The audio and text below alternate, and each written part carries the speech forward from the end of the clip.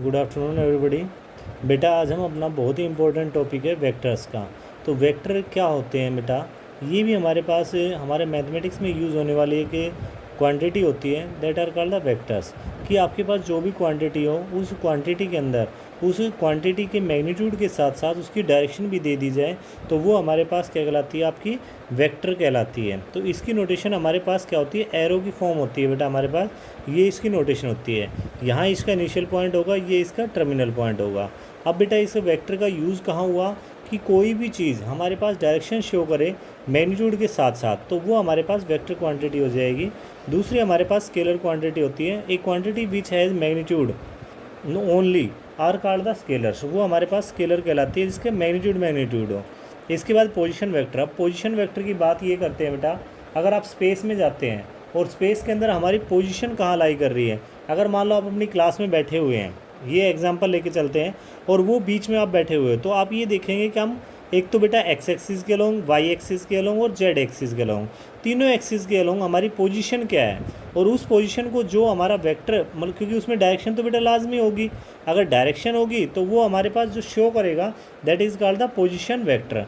तो let a point P in the space having the coordinate x, y and z with the respect to the origin O, then the vector OP vector having O and P as its initial and terminal points respectively is called the position vector of the point P with respect to O. Now using the distance formula, the magnitude of OP vector is given by OP vector is equal to x square plus y square plus z square. अब इसके बाद बेटा direction cosines आते हैं। Direction cosines का मतलब क्या है, देखो बेटा सीधा सीधा है कि हमारा एक्स एक्सिस के साथ एंगल कितना बन रहा है, वाई एक्सिस के साथ और जो जेड एक्सिस के साथ, उनके साथ जो एंगल बन रहा है और उनका जो कोस थीटा निकलेगा that is the direction cosine, वो हमारा क्या कहलाएगा, डायरेक्शन कोसाइन कहलाएगा। The angles alpha beta and gamma made by the vector r with the positive direction of x y and z axis respectively are called its direction of the angles, and the cosine value of these angles cos alpha, cos beta and cos gamma are called the direction cosines. ये हमारे पास direction cosines कहलाएंगे बेटा। और ये हमारे denote किससे होते हैं, ये हमारे यूजुअली डिनोट होते हैं एल, एम और एन से। तो यहाँ पे l square, m square plus n square is equal to क्या होगा बेटा, हमारा एन होगा। अब इसके बाद हमारे पास आते हैं टाइप्स ऑफ द वेक्टर। सबसे पहले बेटा हमारा जीरो वेक्टर। जीरो वेक्टर यानी डायरेक्शन तो दी गई हो लेकिन उसमें मैग्नीट्यूड ना हो, उसका इनिशियल पॉइंट और टर्मिनल पॉइंट, कौन सा, इनिशियल एंड टर्मिनल पॉइंट दोनों ही सेम पॉइंट हो, कोइंसाइड कर रहे हो, मतलब एक ही पॉइंट पे लाई कर रहे हो, तो वो हमारे पास क्या कहलाएंगे, हमारे आपके जीरो वेक्टर कहलाएगा, यानी magnitude zero. Unit vector, a vector whose magnitude is unity is called the unit vector, and the unit vector in the direction of given vector, कि हमारे पास जिस डायरेक्शन में दिया गया है बेटा वो डायरेक्शन वही होगी उसकी, लेकिन उसके अंदर मैग्नीट्यूड हमारा 1 हो। कोइनिशियल vector, two or more vectors having the same initial point are called the coinitial vector, यानी बेटा इनिशियल पॉइंट हमारे पास सेम हो तो वो हमारे पास क्या कहलाएंगे, कोइनिशियल वेक्टर। कोलिनियर वेक्टर, कोलिनियर का मतलब क्या है, एक ही लाइन में हो बेटा। Two or more vectors are said to be collinear if they are parallel to the same line irrespective of their magnitude and direction. एक पर्टिकुलर लाइन के पैरेलल होने चाहिए बेटा, तो वो हमारे पास क्या कहलाएंगे, हमारे collinear vector. Equal vectors, two vectors vector a and b are said to be equal vectors if they have the same magnitude and the direction regardless the position of their initial point and the final point, कि उनकी position का कोई वो नहीं है लेकिन बाकी a vector is equal to b vector होना चाहिए, उनकी वैल्यूज सब सेम होनी चाहिए, तो वो हमारे पास क्या कहलाएंगे, हमारे इक्वल वेक्टर्स। ये बेटा हमारे पास है negative of the vector, a vector whose magnitude is the same as that of the given vector but direction is opposite, लेकिन डायरेक्शन उल्टी हो तो वो हमारे पास उस वेक्टर का नेगेटिव कहलाता है। जैसे vector b a is the negative of vector a b, यानी डायरेक्शन चेंज हो गई बेटा सिर्फ।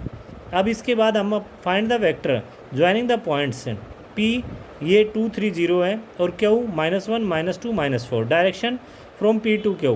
तो सीधा सीधा बेटा इसकी पोजिशन हमारे पास, ये हमारे पास 2 3 5 0 और -1 -2 एंड -4।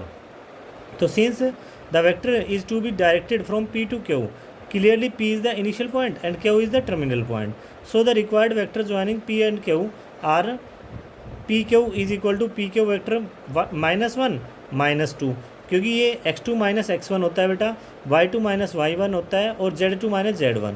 तो -1 -2 कैप आई, -2 -3 कैप जे, -4 -0 कैप के, -3 कैप आई, -5 कैप जे और -4 कैप के, ये बेटा हमारे पास हो जाएंगे। अब इसके बाद आता है सेक्शन फार्मूला। सेक्शन फार्मूला मतलब बेटा टुकड़े होने का, कि हम किस तरह से एक वेक्टर को ब्रेकअप कर सकते हैं। अगर कहीं पे हमारे वेक्टर के अंदर r पॉइंट पे डिवाइड हो रहा है और वो इंटरनली है, तो उस केस में हमारे पास vector r is equal to क्या होगा, m vector b plus n vector a upon में m plus n।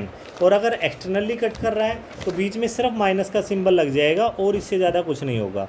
O r is equal to m vector b minus n vector a upon m minus a। If r is the mid point then o r vector a vector plus b vector upon 2। तो ये बेटा हमारे पास हो जाएगा। Show that the point a b c are the vertices of the right angled triangle. तो सबसे पहले बेटा हम ए बी का पोजीशन वेक्टर निकालेंगे। हमारे पास ए बी और सी के पॉइंट्स दे रखे हैं, तो ए बी का पोजीशन वेक्टर निकाला 1 -2 कैप आई, -3 + 1 कैप जे और -5 -1 कैप के।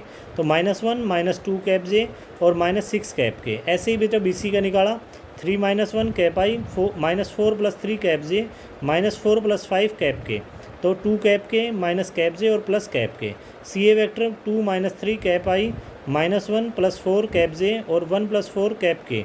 तो -1 minus cap i plus 3 cap j और प्लस 5 कैप के। तो ए बी वेक्टर का magnitude is equal to b c magnitude और सी ए वेक्टर का magnitude का स्क्वायर। तो स्क्वायर करेंगे तो बेटा ये दोनों सेम आ जाएंगे 41, और ये हमारे पास 6 √6 का स्क्वायर और √35 का square 41। Hence the triangle is right angled triangle. तो इससे हमारे पास अगर राइट एंगल ट्राइंगल किससे है बेटा, हमारे पास आपके पास ये पाइथागोरस थ्योरम है, जिसमें हमारे पास